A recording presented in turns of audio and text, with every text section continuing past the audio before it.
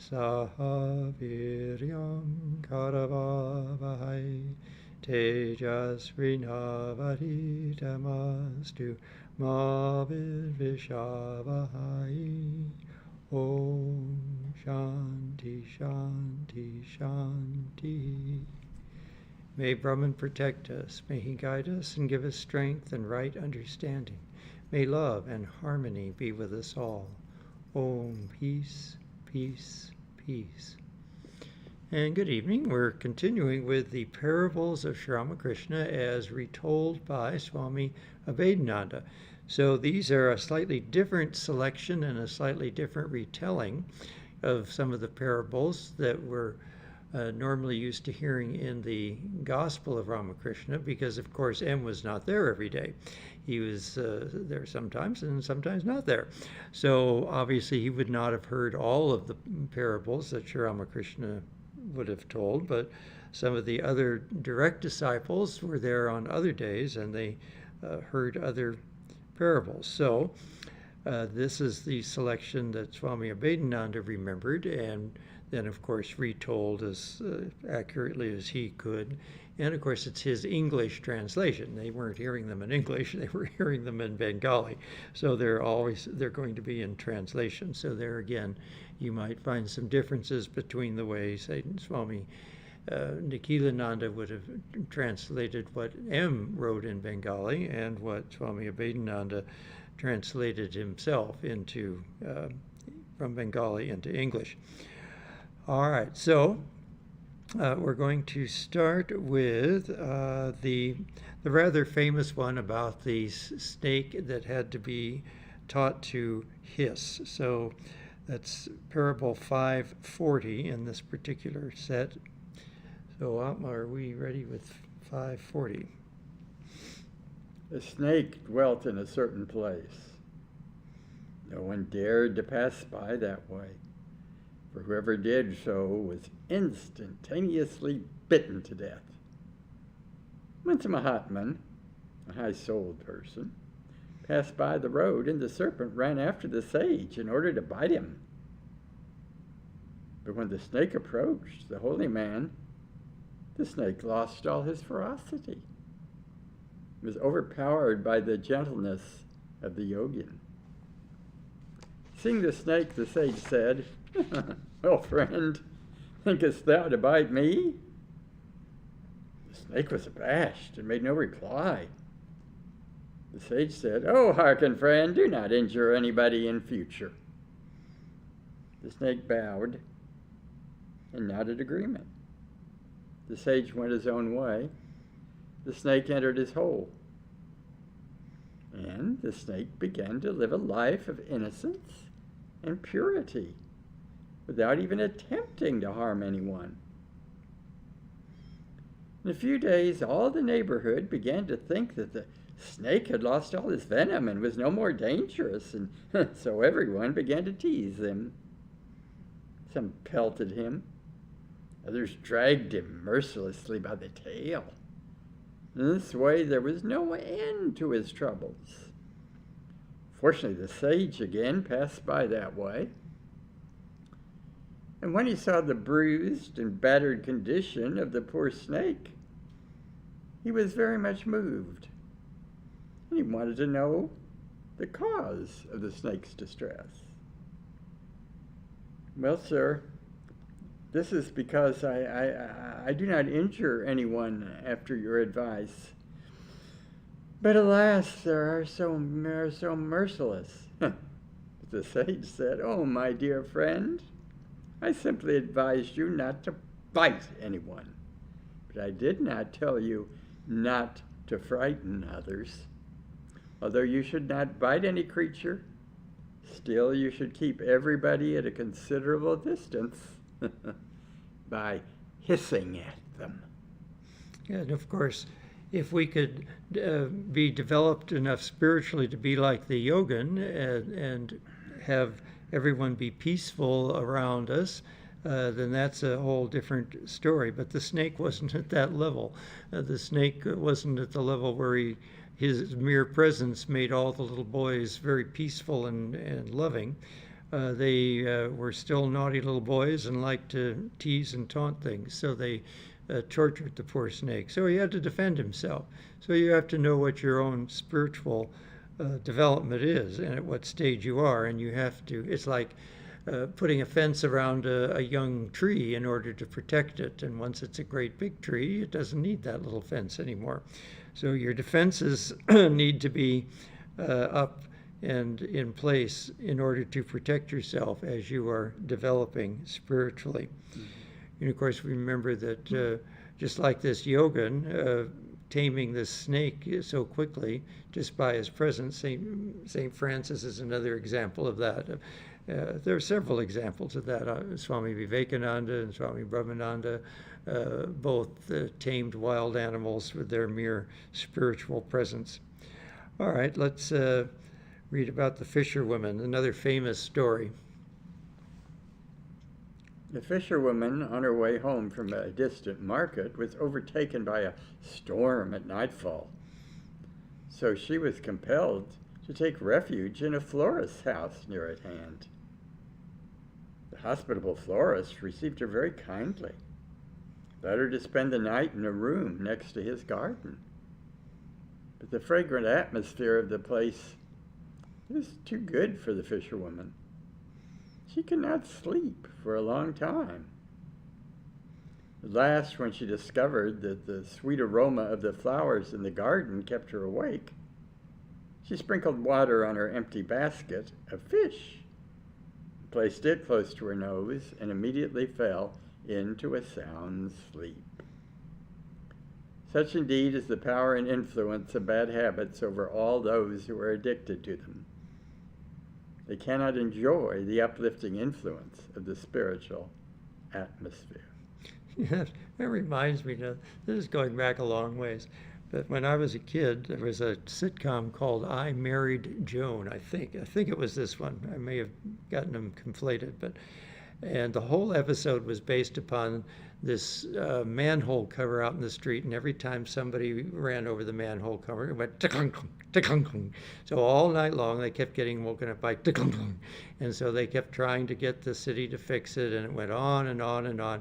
For days and days this went on. They finally got it fixed, and by the time they'd gotten fixed, they'd gotten so used to it they couldn't sleep without it. So they went back out and unfixed it so that they would be able to sleep. So anyway, sometimes we get so used to something that we can't sleep without it.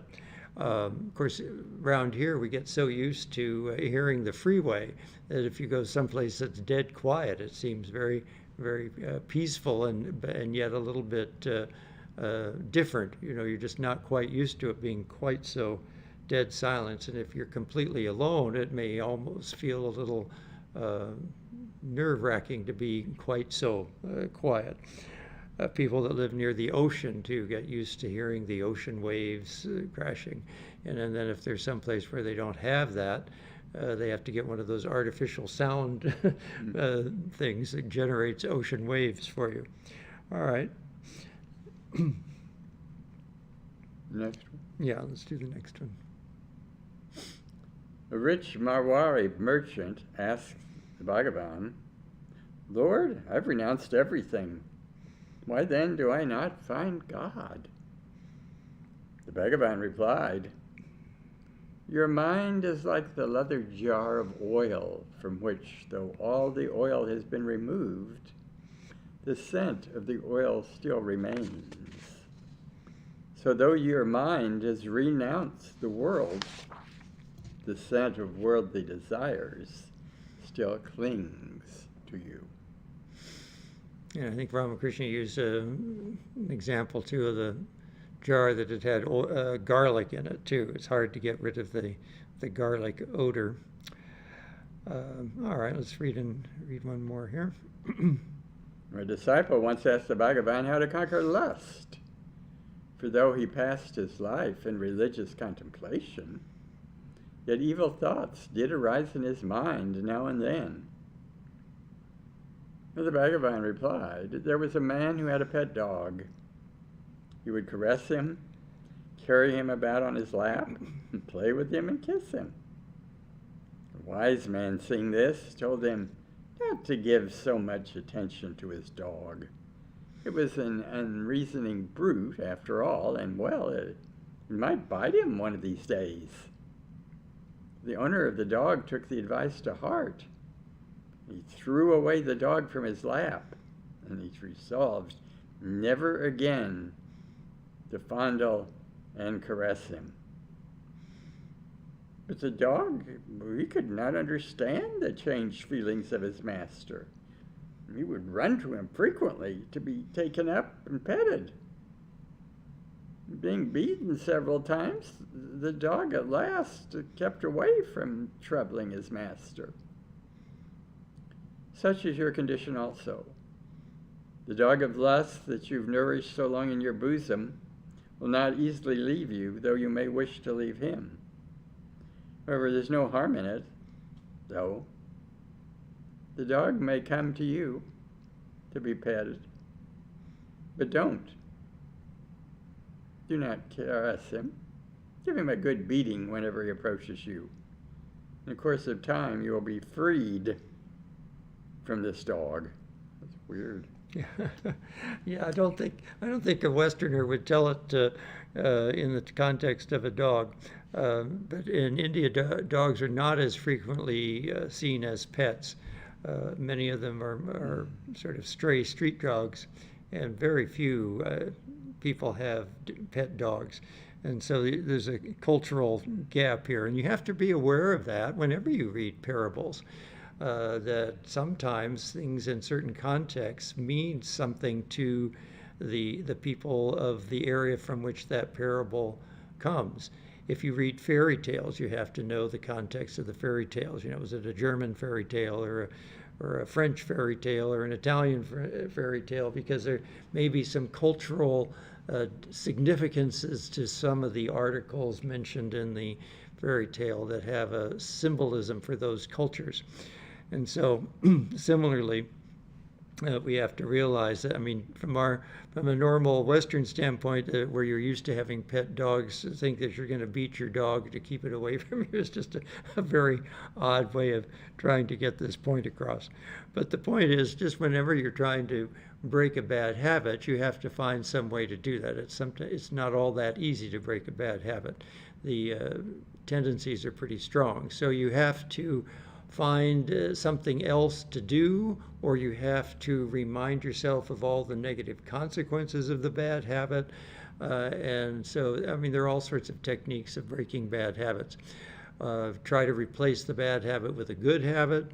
So, if you're trying to stop smoking, they suggest you chew gum, which may not be that great a habit either, but it's a lot better than smoking. So there are all these little tricks. And so you try to distract your mind, or you substitute a nicotine patch or something. So you have all these ways to break a bad habit. And so breaking the bad habit of lust is just another example of that. And you have to start training the mind to turn away from it.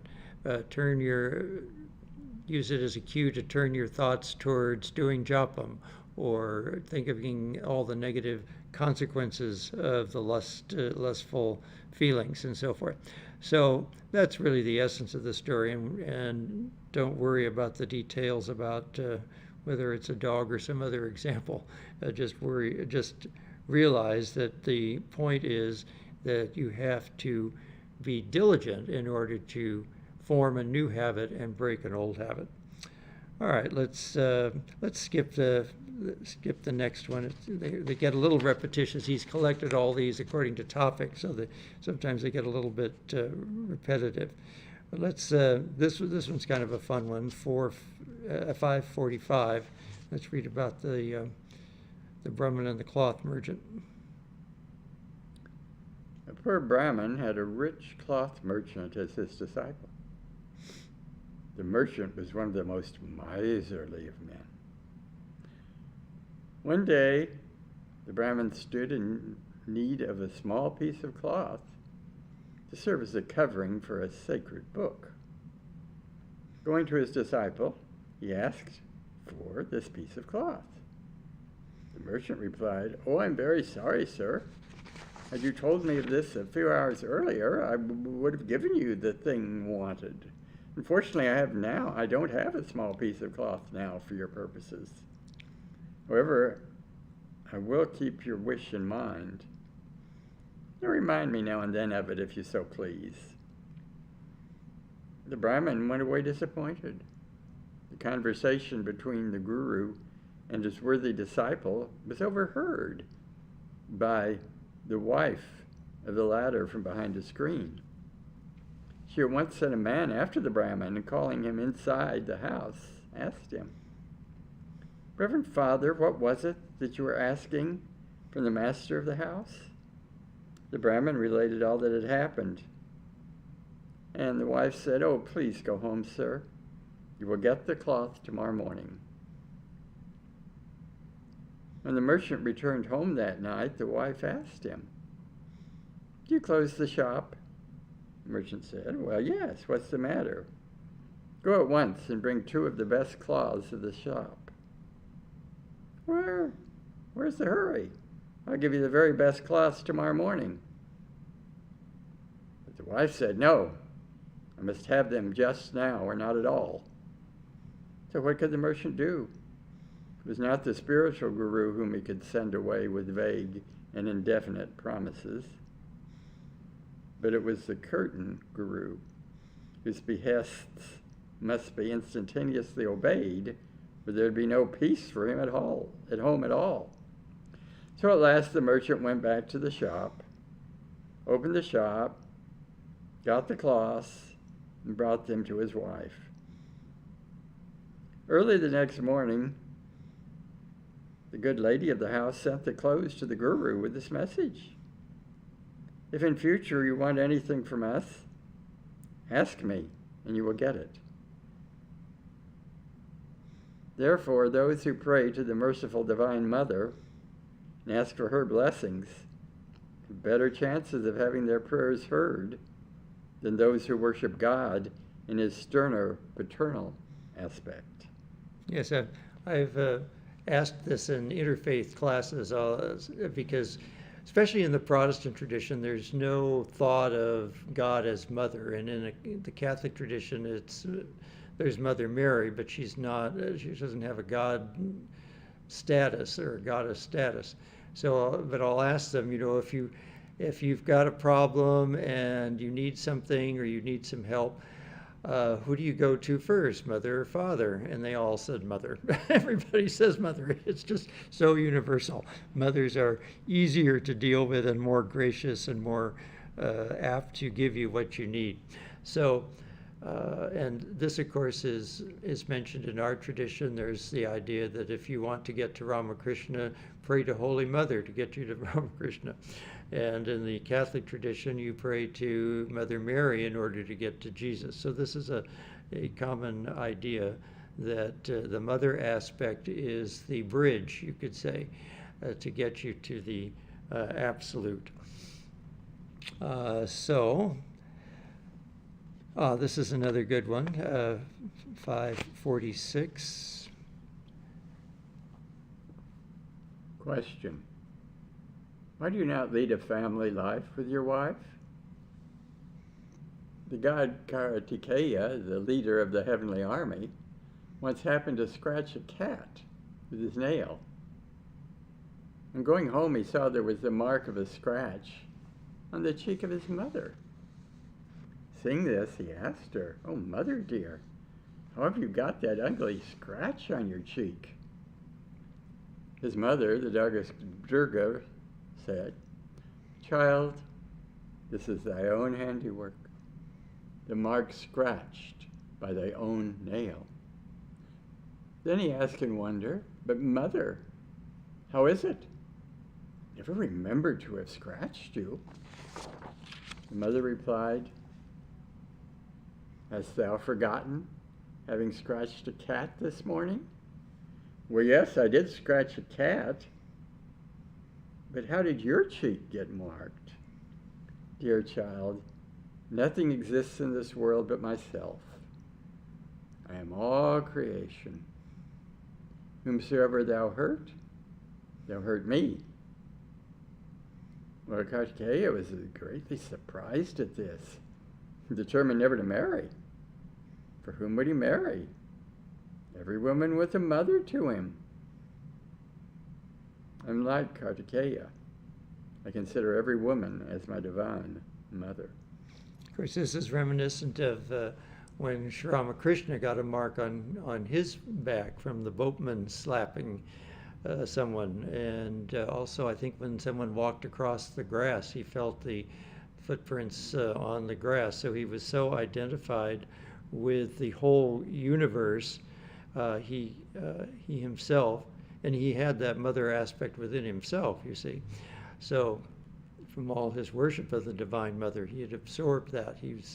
Became one with the Mother. And so he reacted to these things that way when he was in that particularly high mood. So, all right, well, let's take a musical break. Last week we read Abhedananda's version of the blind folks and the elephant, and we we mentioned that there are various versions. So I wrote a musical version. So when I do these little mini musical dramas, I have to change them into some sort of scenario where there's a lot of dialogue. And so in this particular scenario, it's set that this group of blind people is being taken to a circus so that they can, before it's functioning as a performance, so that they can experience the animals, because they're not going to be able to see anything at the circus. So they're going to be able to go ahead of time and actually sort of pet the various animals, sort of like a petting zoo. And this has been all set up by their caretakers, and all the caretakers of the animals are in on it. They're doing this so that they can give them a little interfaith lesson along the way. All right. In other words, the rest of it is pretty much like the rest of the story, where they all touch a particular part, and they think the elephant is just this one part, and so they all begin to argue, and then they're enlightened that they can't know the elephant in its entirety just by feeling one little part, because the elephant is so big. All right, so let's hear the musical version now.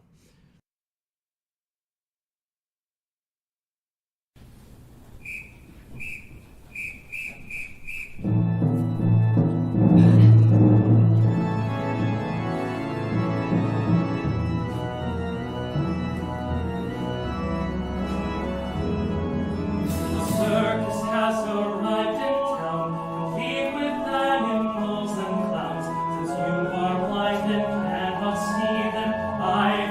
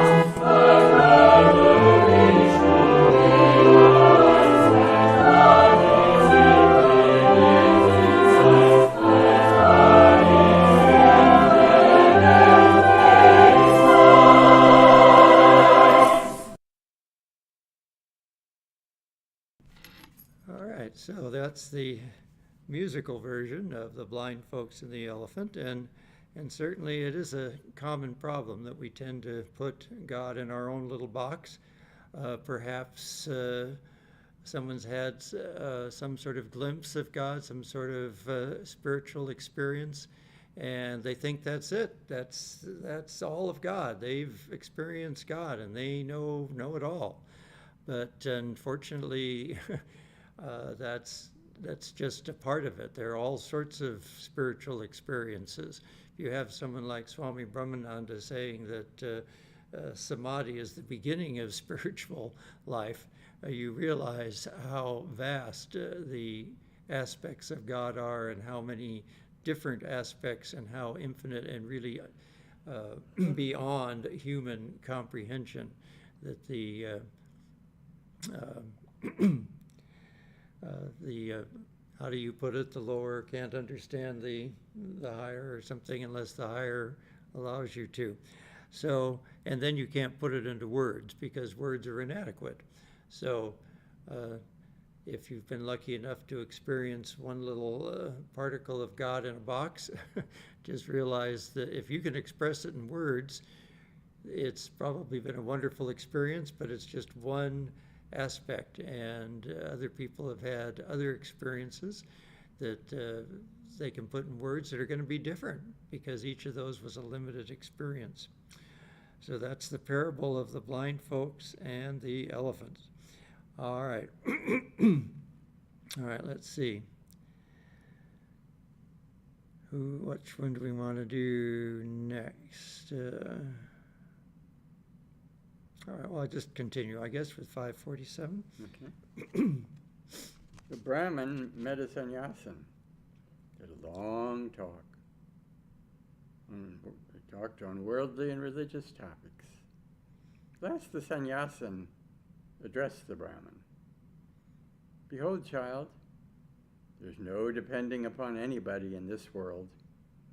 The Brahmin would not believe it. How could he believe that those for whom he was laboring day and night, his own family, were not his friends, upon whom he could count for help? So the Brahmin said, Sir, when I'm troubled with a slight headache, my mother is always ready to give up her life in order to save me from danger and make me comfortable and happy. I'm extremely concerned that such a mother is not a friend. I cannot understand that. The sannyasin said, if such be the case, then of course they are your own. To tell you the truth, you're greatly mistaken. Never believe for a moment that your mother, wife, or son will sacrifice her or his life for your sake. You can make a trial of it if you like. Now go home and feign some excruciating pain. Groan. I'll come and show you the fun. So he acted accordingly. Doctors and physicians were called in, but no one gave him any relief. The mother of the patient was sighing, and the wife and children were crying. But then the sannyasin turned up. The disease is of a serious nature, he said.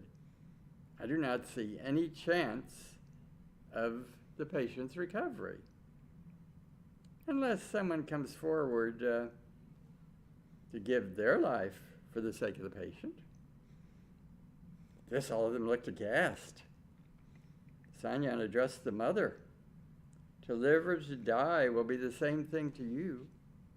If in your old age you lose your son, who earns for himself and for you all, if you can give your life in exchange for his, I can save your son. But if you, as mother, cannot make the sacrifice for him, who else in the world will do it? The old woman blubbered, Oh, Reverend Father, I'm ready to do anything you order for the sake of my son. But the thing is my own life. What is my life in comparison to that of my son? The thoughts, what will become of my little ones after my death? That makes me a coward. Unfortunate that I am, these little ones are in my way. Well, listening to this dialogue between the sannyasin and the mother-in-law, the wife of the patient wept and said, addressing her parents, For your sake, dear mother and father, I cannot make the sacrifice. The sannyasin turned to her and asked her whether she could not sacrifice her life for the sake of her husband, now that his mother fell back. And the wife said, "Oh, the wretch that I am! If widowhood is to be my lot, be it so. I cannot make up my mind to entail grief for the loss of their child upon my father and mother." So in this way, everyone wriggled out of the difficulty. Then the sannyasin addressed the patient. "Look now, no one is ready here to sacrifice life for you. Do you understand now what I meant by saying that there was no depending on anybody here?" When the brahmin saw all this, he abandoned his so-called home and he followed the sannyasin. Of course, there are examples of parents sacrificing themselves for their children. Of course, there's the famous one in the Harry Potter story, which is a fictional one, but still there are many actual examples of parents sacrificing themselves, or certainly putting themselves in imminent danger in order to protect the child. So, but this is trying to make the point that if someone is really serious about being a sannyasin, being a renunciate, that they shouldn't be thinking about their family in that sense. All right, let's go ahead with the next one.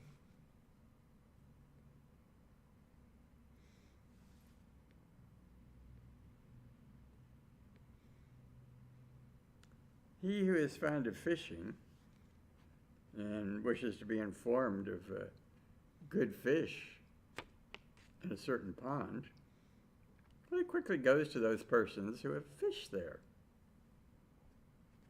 "Is it true that there are big fish in the pond? So, what is the bait to catch them?" And having collected all this information, he goes to the ponds with his fishing rod, waits there, throws in his line, and lures the fish with patience and dexterity. And at last he succeeds in hooking a large and beautiful dweller of the deep. So, putting implicit trust in the sayings of holy saints and sages, one must try to catch and confine God in his bosom with the bait of devotion and the rod and hook of mind with patience. With patience one must wait, then only can one catch the divine fish. Yes, patience. It sounds funny, though. It sounds like he's using patience and dexterity as the bait, but the way it's worded. But the point of the story is, of course, that you find a scripture which is like a pond stocked with fish. The scriptures are stocked with sacred sayings and teachings that can lead you towards God, and then you have to follow that and then sit patiently, because you never know when the moment of inspiration or realization will come. It can come very quickly, or it may come after a lifetime, because we don't know what kind of spiritual practices we've practiced in past lives. We don't know exactly how ready we are. And God knows when we are ready and doesn't want us to have a spiritual experience too soon, because that can be dangerous. Somebody that forces spiritual experiences through, say, pranayama exercises that are too extreme or something of that nature, can sometimes become unbalanced. The mind isn't ready to handle that kind of experience. So we have to be ready for spiritual experiences. So much of our spiritual sadhana is just that, making sure that we are mentally fit and ready to receive the grace of God. And by God's grace, he and she will give us that experience when we are properly prepared, and when it is our time to, in the divine play, to have that experience. After all, we're all players in the divine drama, and so that all has to be taken into account as well. All right, let's see. We have time for about one more. Let's skip the next couple of ones. Can we go down to 551?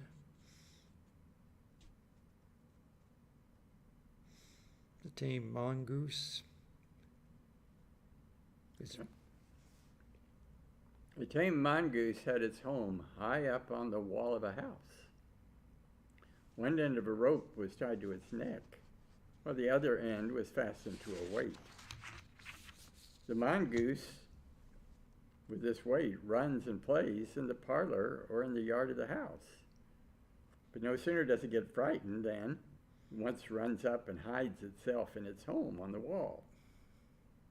But it cannot stay there long, as the weight of the other end of the rope draws it down, and it's constrained to leave its home. Similarly, a man has his home high up at the feet of the Almighty. Whenever he is frightened by adversity and misfortune, he goes up to his God, his true home. But in a short time, he's constrained to come down into the world by its irresistible attractions. It's not just irresistible attractions, too. It's also duties. Everyone in life has duties which they have to perform. But, of course, it's the attitude with which you do those duties. So hopefully we can resist the attractions of the world, but the duties we need to perform in an attitude of service to God, or as the actor in God's divine play, you could say. And so doing it as a service to God, or as fulfilling the duties of God, or fulfilling the script that God has written for you, that keeps your mind in the right place and keeps you in a place of detachment as well. So it's coming down into the world, but doing whatever it is you need to do with an attitude of detachment. We have to remember that parables only cover one aspect of a thing. Parables are illustrations which use analogies to get across one particular point, and they're not meant to be the be-all and end-all. There are other aspects of the parable that might not particularly fit our particular situation. And so, after all, analogies are analogies because they only have similarities to the actuality. They're not the actuality. And so when you're doing a parable, you're using various metaphors and so forth in order to get points across. All right, well, I believe that's probably enough for tonight, and we will see you again next week, and with more of the writings of Swami Abhedananda. Om Purnamada Purnamidam Purnat Purnamudachyate Purnasya Purnamadaya Purnamevavashishyate. Om Shanti Shanti Shanti. Filled with Brahman are the things we see. Filled with Brahman are the things we see not. From out of Brahman floweth all that is. From Brahman all, yet is it still the same. Om, peace, peace, peace.